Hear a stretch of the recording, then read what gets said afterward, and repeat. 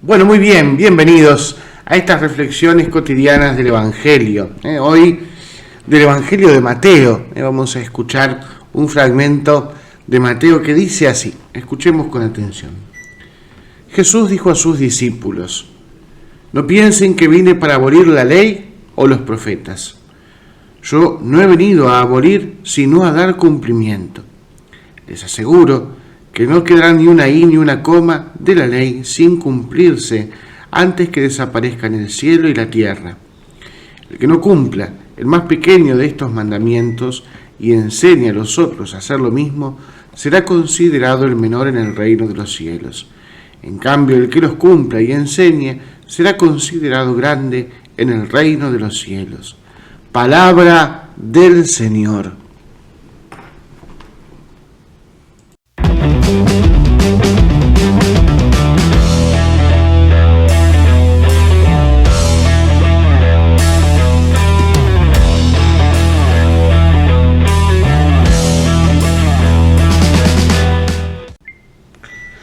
Bueno, es cortito el Evangelio de hoy, a diferencia del de ayer que era un poquitín más largo, pero igual nos deja bastante como para pensar y para reflexionar. Podemos, primero, dos cosas.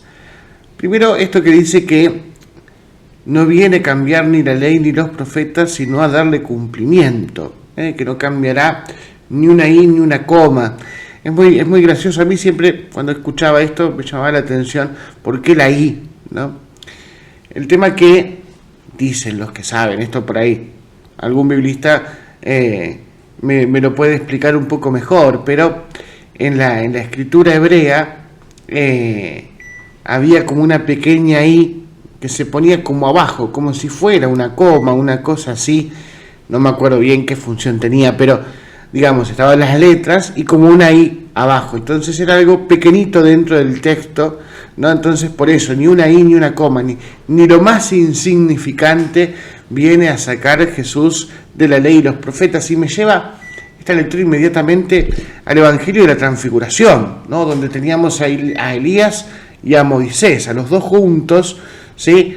Simbolizando esto, la ley y los profetas, que dan testimonio de que Jesús es el que viene a dar cumplimiento, que viene a dar cumplimiento de todas las promesas, de todas las profecías, ¿no?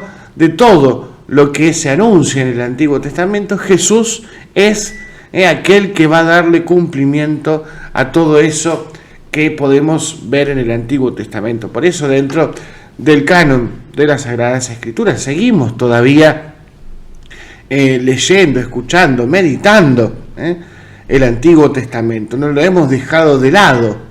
¿Por qué? Porque es una parte importante, no solamente porque, nos cuenta la historia del pueblo de Israel y cómo llegó Jesús, digamos, ¿no? Sino que también es palabra de Dios, es revelación. Tiene mucho para decirnos el Antiguo Testamento para nuestra vida. Hay que saber que no solamente Dios nos habla a través de Jesucristo en los evangelios, en las cartas apostólicas, Pedro, Pablo, Juan, Santiago, sino que también el Antiguo Testamento nos puede servir para nuestra vida, para nuestro hoy cotidiano, para poder saber cómo Dios quiere que nosotros vivamos nuestra vida cristiana.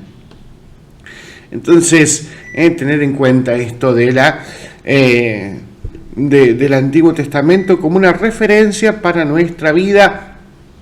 Y quiero meterme ahora también en esto de los mandamientos, ¿sí? Porque Jesús habla específicamente de los mandamientos, ¿no? Entonces, el que no cumple el más pequeño de estos mandamientos y enseña a los otros a hacer lo mismo, será considerado el menor en el reino de los cielos.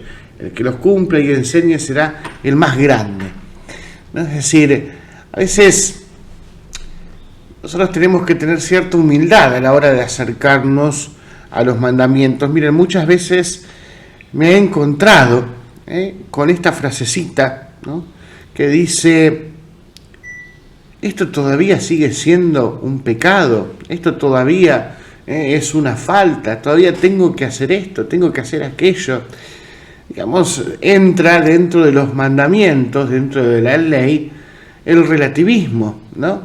Bueno, para mí, esto sí, para mí esto no. Algunas cosas podemos llegar a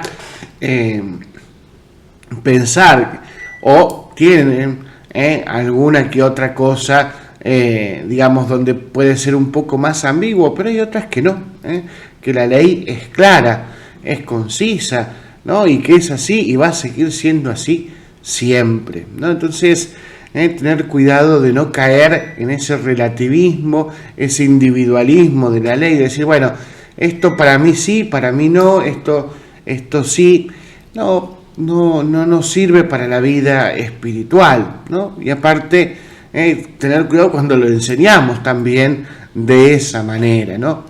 En esto la iglesia se equivoca, en esto la iglesia tiene que cambiar. ¿Por qué? Porque a mí me parece, porque a mí me cuesta. Miren, han pasado mucho en la historia. No me voy a meter ahora a juzgar a nadie, pero los grandes errores que se han cometido dentro de la iglesia a veces vienen por esto, ¿no? Por este individualismo y el relativizar la ley, relativizar a Jesucristo y tratar de acomodarlo a nuestra conveniencia, a lo que me parece. No, bueno, la misa todos los domingos, yo rezo cuando puedo, voy cuando puedo, y así vamos como decía el Papa, ¿se acuerdan?